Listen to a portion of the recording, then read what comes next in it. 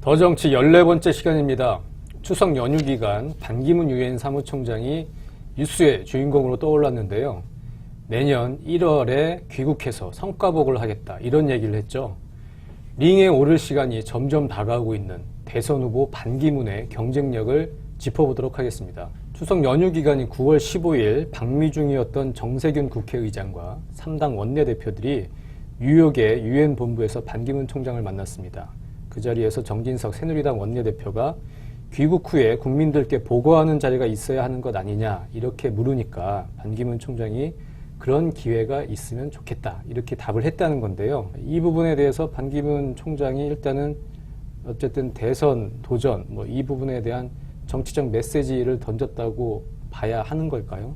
어떻게 보십니까? 반기문 사무총장이 전문 외교관입니다. 1970년에 웨이시 합격해가지고 그때부터 외교관 생활했으니까 46년 외교관 생활했는데 외교관들이 말을 이렇게 상당히 들어도 그만 안 들어도 그만 이렇게 아주 중립적인 표현을 쓰는데 아무리 이제 그 정진석 원내대표가 던진 말에 대한 그냥 의례적인 답변이지만 그것이 미칠 여러 정치적 해석을 모를 리가 없죠. 네. 그렇다면 굉장히 자기 뜻을 내비친 거라고 봐야 될 것 같고 특히 이제 귀국 시기에 대해서도 대충 1월도 아니고 1월 중순 이전 될 것 같다 이렇게 네. 꼭 찍어서 얘기하는 걸로 봐서는 상당히 머릿속에는 어떤 스케줄을 가지고 있는 걸 아주 스스럼없이 내비친 거라고 봐야 될 것 같습니다. 네.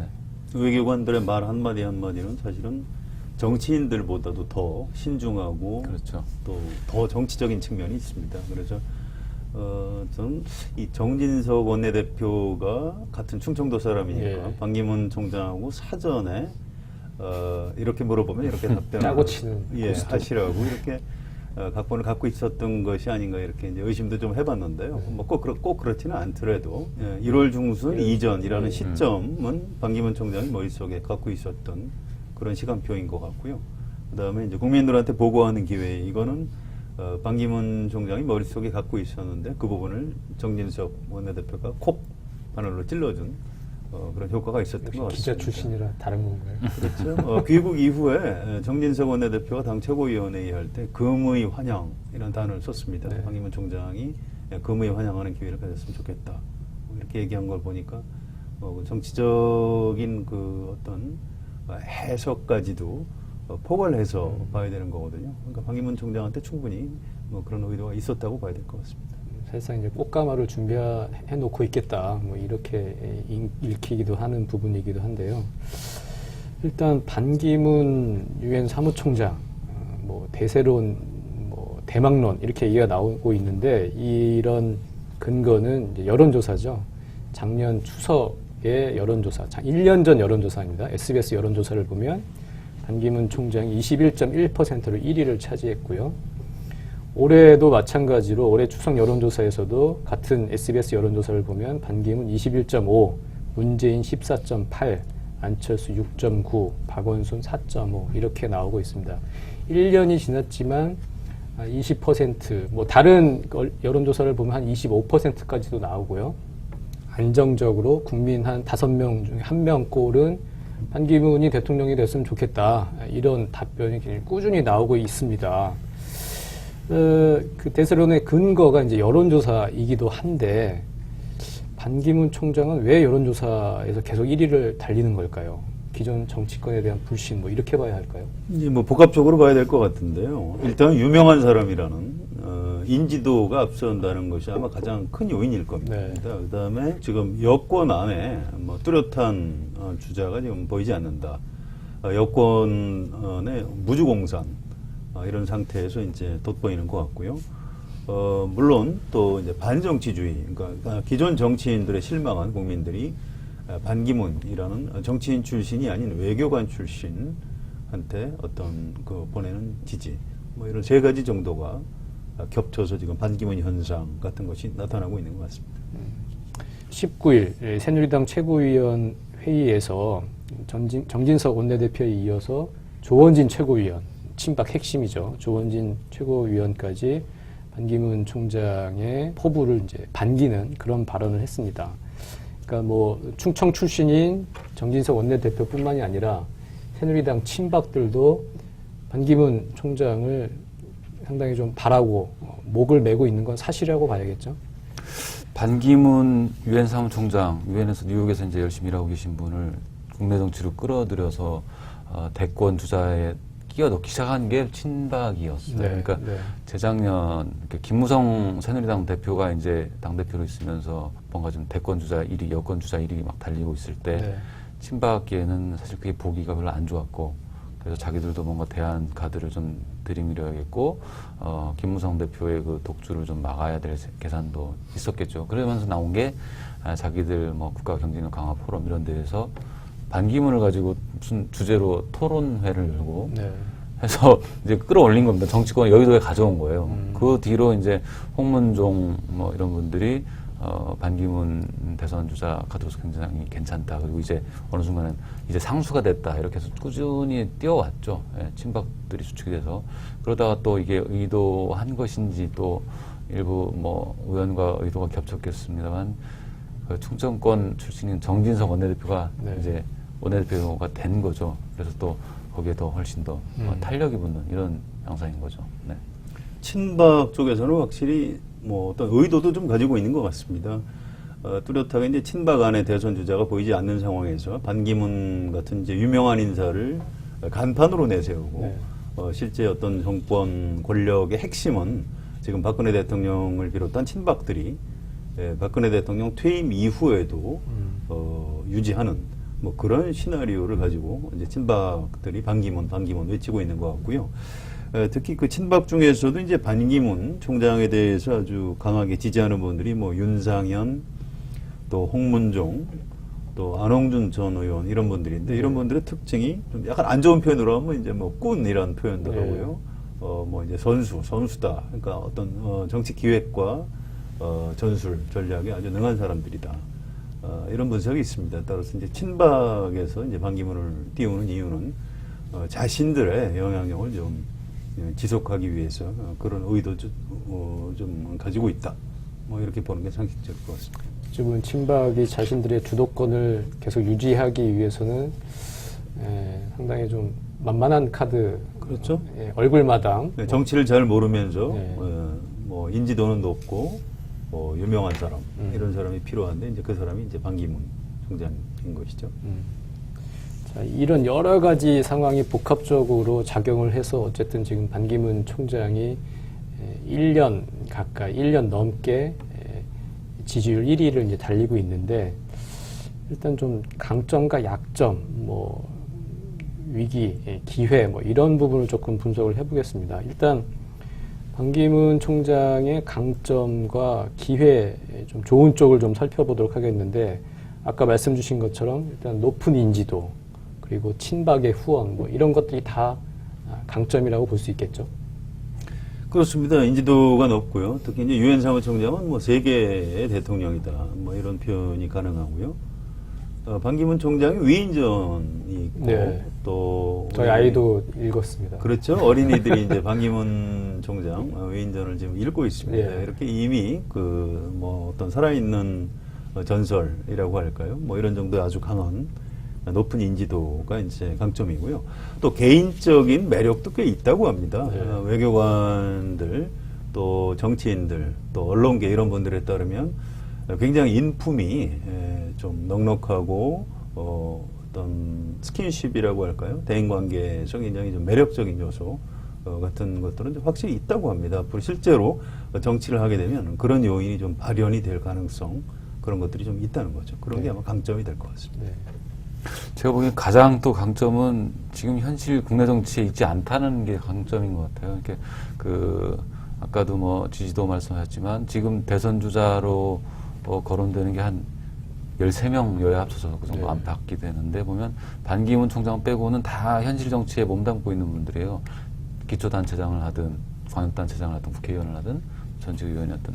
근데 그분들은 이제 인지도에서는 물론 뭐 반 총장보다 많이 떨어지지만 어쨌거나 국민들이 그 사람들 정치하면서 이렇게 겪어온 과정을 대충은 그래도 이렇게 알고 있단 말이죠. 그건 어느 정도 판단이 내려진 거죠. 네. 저분의 수준이 어느 정도라는 걸 이 내심 가지고 있는데 반기문 사무총장 같은 경우는 이제 큰 세계 대통령으로서만 아주 좋은 이미지로만 지금 남아있는 상태고 장외에 머물고 있다는 점 때문에 고공행진을 할 수 있는 그런 강점, 기회 이게 되는 것 같습니다. 예.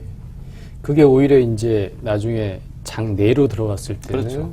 정반대가 될 수 정반대로 위험 요인이 될 수 있는 건데요. 아무튼 이제 현재 그 강점이기도 하고 이제 그게 기회 요인인 네. 것이죠. 기존 정치에 대한 국민들의 실망감. 이것이 이제 반기문 총장이 현 단계에서는 이제 기회 요인으로 작용을 하고 있다고 봐야 되고요. 또 이제 북한이 5차 핵실험을 했는데 이 한반도의 어떤 그 위기 상황이 높아갈수록 아무튼 그 국제 정치에 대한 안목 같은 걸 가지고 있는 반기문 총장이 대한민국의 대통령을 하는 것이 괜찮지 않겠느냐. 네. 이런 생각을 하는 국민들이 이제 많아질 가능성이 좀 있는 것이죠. 그런 것들이 이제 현재로선 기회 요인이라고 봐야 될 것 같고요. 또 여권의 후보가 되는 순간 대통령이 될 가능성이 과연 이제 얼마가 되느냐 이 부분이 중요한 관심사인데요. 이른바 그 삼자필승론이라는 네. 게 있습니다. 이제 야권의 분열 상황이 반기문 총장한테는 이제 기회가 될 수 있다. 이제 이런 얘기입니다. 최근에 그 안철수 의원이 양극단 세력하고는 절대로 손을 잡지 않겠다. 이런 얘기를 하고 있는데요. 1987년에 김영삼, 김대중 두 야권 후보가 이제 후보 단일화에 실패하는 바람에 노태우 민정당 후보가 36.6%로 대통령에 당선된 일이 있습니다. 네. 마찬가지로 이번 4.13 총선의 정당 득표율을 보면 새누리당이 33.5%, 국민의당이 26.7%, 그리고 더민주 25.5%, 정의당이 7.2% 이렇게 나왔는데요. 만약에 반기문, 문재인, 안철수, 또 정의당 후보 이렇게 네 사람이 대선 후보로 나온다면 야권 후보가 이제 표를 갈라치고 반기문, 새누리당 후보가 대통령에 당선될 그럴 가능성이 있는 거죠. 아무튼 이 야권의 분열 이게 또 이제 반기문 총장한테는 기회 요인이 될 수도 있을 것 같습니다. 반 총장이 지지율 그걸 세대별로 보면요, 거기서도 좀 뭐 강점이라고 볼 수 있는 게 있는데 전국 평균이니까 9월 그 추석 전에 나온 한국갤럽조사인데 전국 평균 27%로 이제 1등을 했는데 대선 주자들 중에서 근데 40대 이상에서 높게 나와요. 그러니까 네. 특히 이제 5, 60대.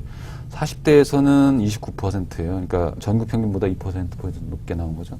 근데 50대, 60대는 34%예요, 둘 다. 그러니까 5, 60대에서 지지율이 높다는 얘기인데 이분들이 투표 의지가 높은 분들이기 때문에 네. 강점이 될 수 있죠. 물론 뭐 내년 대선 그 투표율을 또 봐야겠지만 그리고 이제 이분이 가진 이미지가 이런 걸 보면 1944년생인데 올해 이제 만 72. 그러니까 국민들이 이제 어느 정도 연륜이 있는 분들이 볼 때는 굉장히 안정감을 주는 그런 이미지여서 좀 호감도가 더 높아지는 거 아닌가. 여튼간에 좀 고령층의 지지를 받고 있는 게 또 장점이 될 수도 있을 것 같습니다. 네. 지역 요인도 좀 봐야 될 것 같은데요. 권역별로 보면 확실히 대구, 경북에서 그렇죠. 좀 높은 지지를 받고 있습니다. 이제 무슨 얘기냐면 지금 박근혜 대통령과 이제 현 여권 핵심층을 지지하는 이런 유권자층이 이제 반기문 총장을 이제 지지하고 있다고 봐야 되고요. 그래서 과거에 이제 다른 제3 후보하고 좀 달리 현재 여권 지지층의 어떤 든든한 기반을 갖고 있기 때문에 현재 그 반기문 총장의 어떤 그 지지가 그렇게 쉽게 무너지지는 않을 수 있다. 이제 이런 게 또 기회 요인이 될 수 있을 것 같습니다. 자, 여기까지가 이제 반기문 총장의 강점, 기회 요인인데, 물론 이제 약점도 존재하겠죠. 위험 요인도 있겠고요. 정치 경험이 없다든지 이런 거는 상당히 큰 약점이라고 할 텐데요. 약점과 위험 요인 어떤 게 있을까요? 일단 약점은 개인적으로 이제 국내 정치하고 경제를 전혀 모른다 이제 네. 이런 부분이고요. 뭐 그 이외에 이분이 이제 관료 출신이기 때문에 뭐 검증에서 뭐 비리가 있다거나 이렇게 한 방에 훅 가는 이런 약점이 있지는 않을 걸로 저는 예상을 합니다. 다만 대선 후보가 된다는 것은 순간순간 중요한 정치 현안에 대한 이제 판단력 또 이제 메시지를 얼마나 정확히 내느냐 또 국민들한테 신뢰를 주느냐 이런 부분인데 이런 부분은 사실은 아직 검증이 안 된 것이죠. 이분이 어쨌거나 야당이 아닌 여당 후보로 나올 가능성이 굉장히 높은 상황이지 않습니까? 본인도 뭐 보수 쪽을 얘기했던 것 같고. 그런데 그게 이제 위협 요인이 될 수 있는 거죠. 지금 이제 이명박 박근혜 정부 10년, 내년까지 10년을 거치게 되는데 사람들 마음속에 이제 정권 교체에 대한 좀 열망들이 좀 높아가는 상황인데 새누리당 후보가 돼서 나왔을 때 이겨낼 수 있을 것인가, 그거를 뛰어넘을 정도의 역량과 세를 갖출 수 있는가. 위험 요인 중에 이제 이런 것도 있을 겁니다. 지금 이제 친박 정치인들이 반기문 총장을 대선 후보로 만들려고 하고 있지만, 이분의 지지율이 무너지는 순간, 뭐 친박에서도 가망이 없다고 그러면 계속 반기문 대통령 만들기를 할 이유가 없는 것입니다. 친박의 어떤 정치적인 목적은 자신들의 영향력을 유지하는 것이지 반기문 대통령을 만드는 건 아니거든요. 그래서 어떤 반기문 대세론 같은 것이 이제 흔들리는 순간 친박들이 순식간에 빠져나갈 가능성이 있다, 이런 부분이 있고요. 또 한 가지는 이제 그 참모들입니다. 사실은 반기문 총장 주변에 지금 정치 참모들은 존재하지 않는다고 하고요. 주로 외교관 출신들로서 이제 정치적 경험이 좀 있는 분들 몇 사람들이 이제 주변에 포진하고 있는데, 외교관들의 어떤 특징이 있습니다. 이런 분들은 정권을 잡아서 국정을 운영할 때는 외교관의 특징이 이제 대화와 타협과 협상 뭐 이런 것들인데, 그건 굉장한 정치의 강점이 될 수 있지만, 대선, 경선과 본선을 치르는 과정에서 사실은 어떤 편가르기, 내지 적과 악원을 구분하고 우리 쪽을 규합해서 상대를 이겨야 되는 전쟁이죠, 사실. 외교관들은 그런 부분은 아주 이제 좀 무능하다는, 협상에 능한 사람들이. 그렇죠. 그래서 지금 그 참모들을 데리고 과연 대선 후보 경선 또는 본선을 치를 수 있겠느냐, 이제 이런 회의론 같은 것이 있습니다. 또 한 가지는 아주 좀 결정적인 부분일 수도 있는데요. 반기문 총장이 과연 지금 대통령을 하고 싶은 생각은 있을 겁니다. 그런데 실제로 출마 결심을 할 수 있을 것인가? 이건 좀 다른 차원의 문제라고 합니다. 유엔 사무총장으로서 10년 동안 쌓은 명망과 업적이 있습니다. 대통령 선거에 출마하지 않으면 전직 총장으로서 전 세계를 돌아다니면서 또 봉사도 하고 뭐 강연도 하고 여러 가지 인생 말년에 할 수 있는 일이 굉장히 많이 있는데, 대선에 나갔다가 지게 되면, 경선에서 떨어지거나 본선에서 떨어져서 망신을 당하게 되면 유엔 사무총장 10년의 업적을 일거에 다 날려버릴 엄청난 이제 위험이 있는 것이고요. 또 혹시 만약에 대통령이 당선이 된다고 하더라도 과연 우리나라 역대 대통령 중에 성공했다 이렇게 평가받는 사람이 있나요? 다 실패했다고 평가를 받는데, 과연 반기문이 개인적으로 그런 대통령이 당선되지 않으면 물론 이제 가장 크게 망하는 것이고, 대통령이 당선이 돼도 뭐 유엔 사무총장 10년 동안 쌓은 업적에다가 뭐 잘해야 이제 본전 정도 챙길 수 있는 이 대통령을 과연 실제로 출마를 할 것인지, 이건 좀 계산을 해봐야 되는 그런 측면이 좀 있다고 합니다. 유엔에서도 유엔 사무총장은 퇴임 후에 자국으로 돌아가서 공직을 맡지 않도록 이제 권고를 하고 있는데, 그렇죠.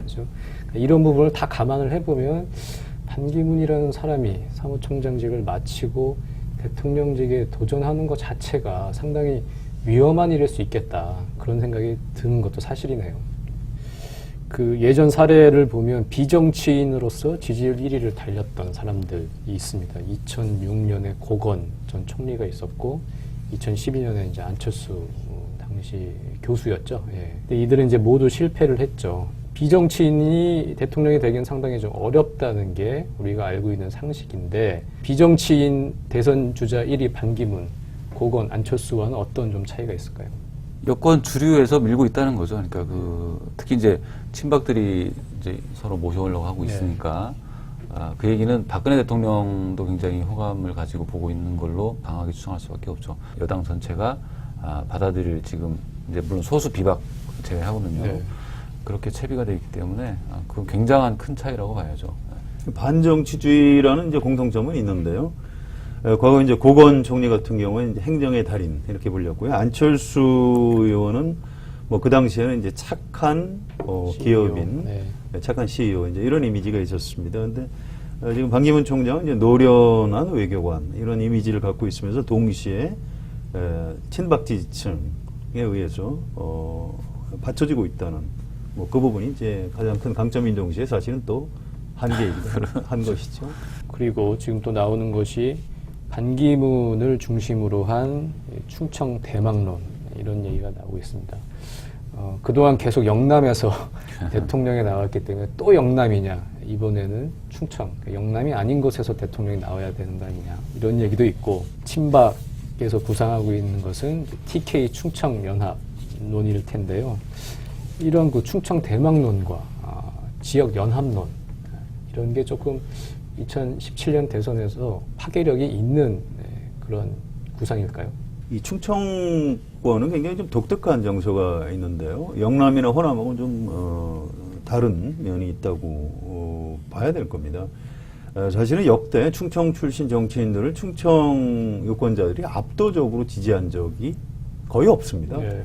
이제 영호남하고 좀 이제 그 부분에 이제 차이가 있는 것인데요. 오히려 충청 후보를 강조함으로써 반기문 총장이 수도권하고 영호남의 어떤 중도층을 흡수하는데 장애 요인이 될 수도 있다고 봅니다. 지금 반기문 총장이 조심해야 될 게 이제 세 가지가 있다, 이런 얘기가 있는데요. 첫째, 친박 후보로 나서서는 안 된다. 또 한 가지는 외교관들에 둘러싸여서는 안 된다. 뭐 이런 게 있고요. 또 이제 마지막으로 가장 중요한 게 충청 대망론으로는 대통령이 될 수 없다. 이런 세 가지 포인트가 있습니다. 그 중에서 충청 대망론만으로 또는 충청 대망론을 앞세워서 대통령이 되는 것은 아마 오히려 장애 요인이 될 가능성이 높다. 이런 분석들이 많이 있는 것 같습니다. 대체로 말씀하신 것처럼 뭐 충청도가 어떤 똘똘 뭉쳐가지고 밀어주고 뭐 이런 좀 성향은 아닌 것 같아요. 그렇기 때문에 그런 점을 봐서라도 저도 역시 충청 대망론, 이 네이밍을 해서 가져가는 거는 반기문 총장 본인도 그렇게 원하지 않을 것 같고, 새누리당 전략가들도 그렇게 구사하지는 않을 거고, 오히려 이제 뭐 최근 그쪽에서 나오는 게 이제 비영남이라는 걸로 확장을 시켜버린 거죠. 네. 이번에는 영남에 말고 다른 후보가 해보자. 새누리당이 보면 이제 지지세가 강한 곳으로부터 순서 보면 TK 강원, 뭐 PK, 그리고 충청, 수도권, 호남 이런 순서일 거예요. 오히려 그러면은 이쪽 충청부터 중부를 놓고 이제 호남, 수도권, 뭐 강원 이렇게 해서 넓혀가는 전략을 써야지. 그러자면 충청이라는 네이밍을 갖추고서는 안 될 것 같고, 그러니까 비영남 후보로 하든지 해서 확장해 나가는 그런 전략을 써야 하지 않을까 싶습니다. 네. 지금 반기문 총장이 사실상 새누리당 대선 후보로의 입성을 이제 준비를 하고 있고, 더불어민주당에서는 이해찬 전 총리가 어렵게 이제 복당을 눈앞에 두고 있습니다. 어찌 보면 이제 중원 싸움이라고도 할 수 있을 것 같은데요. 내년 1월 반기문 유엔 사무총장이 링에 올라왔을 때 과연 중원 결투를 놓고 각 당이 어떤 대결을 펼칠지, 그리고 반기문 사무총장은 실제로 정치의 링에 올라와서 그 혹독한 검증을 다 이겨내고 새누리당 대선 주자가 될 수 있을지 관심 있게 지켜봐야 할 것 같습니다. 더정치 14번째 시간, 오늘은 여기까지입니다. 감사합니다.